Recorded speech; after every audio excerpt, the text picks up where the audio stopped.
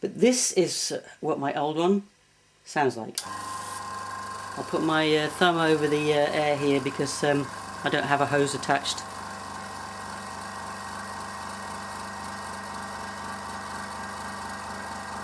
This is the sound.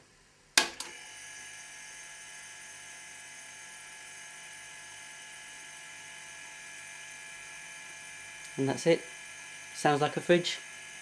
I would like today to make a revision to my original tips and tricks for beginners video 1 about the compressor. This is my compressor that I showed you then, and the one that I have been using up until now, but it has very quickly become clear that now I've been airbrushing about 2.5 months that this compressor just is not able to cope with the kind of work that I want it to do. And I would like to say that this one, as you can see, has a single cylinder on top, and this would be fine for small jobs. Anything where you're running it to paint small amounts, turning it off. You know, you've got the air off, air on in short bursts, air off, and then if you run it for say up to half an hour, then that would probably be maximum, and then you'd want to turn it off for half an hour at least to give it to rest it. And then you could do a bit more, but basically I'm wanting to do have my air on with a 0.3 needle for longer periods of time, and I don't want to have to be thinking about having to stop after half an hour and resting the compressor because it's getting too hot. But anyway, for smaller jobs, you know, model making, for if you're spraying miniatures or your characters, if you want to do nail art, anything that is small amounts of airbrushing, this would be fine. If you have any doubts, you could initially go for one with a dual cylinder. As you can see, it's basically the same as mine. It's got the 3-litre tank, but it's got 2 cylinders on the top, which obviously means it's not going to be working as hard as this one with the single cylinder. So this one, you can get that for maybe another €20 or £20 more than this one. So and this would probably be for small jobs up to medium jobs. But I don't have one of those, so I have no idea. I've never used one. But this is what my old one sounds like. I'll put my thumb over the air here because I don't have a hose attached.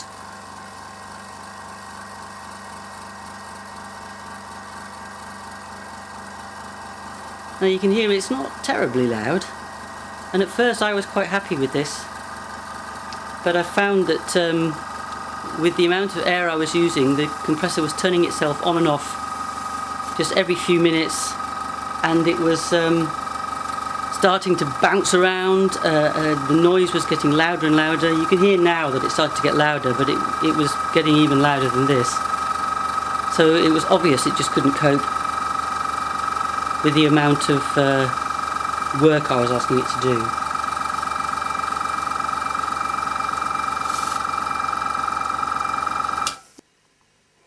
And here is my new compressor. It's an Aircom 20A. This one is an oil-filled compressor compared to the my old one, the AS186, which is actually oil-free and therefore maintenance-free. This one does need some maintenance. You obviously have to keep checking the oil, but basically it has a smaller tank, but it has a tank here.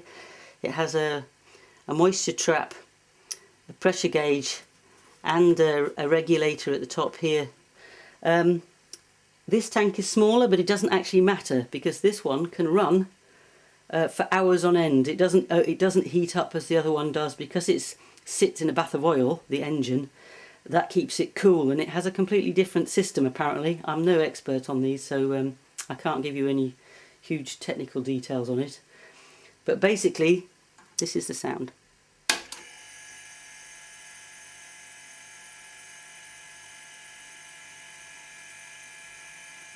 and that's it. Sounds like a fridge. Absolutely marvellous. And I've used this practically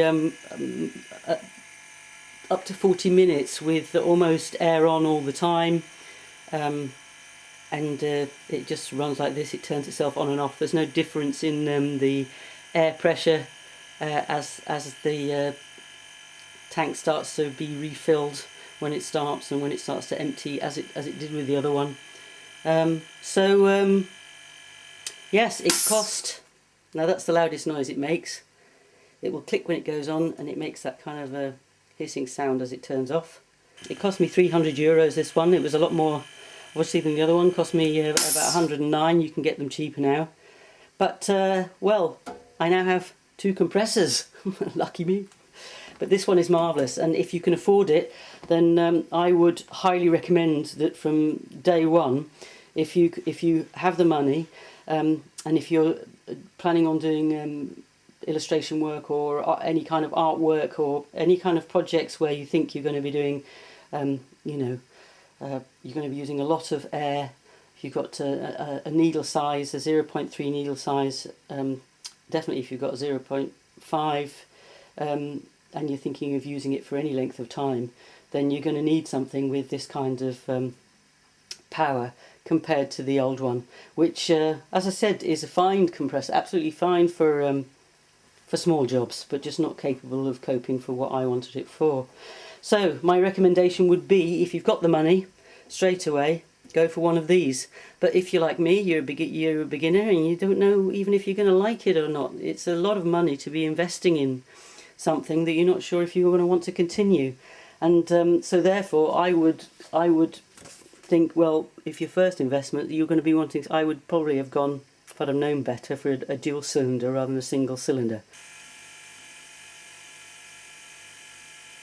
Marvellous. It's not only quiet but powerful, and a compressor that can run and run. It should do me very well for a while now.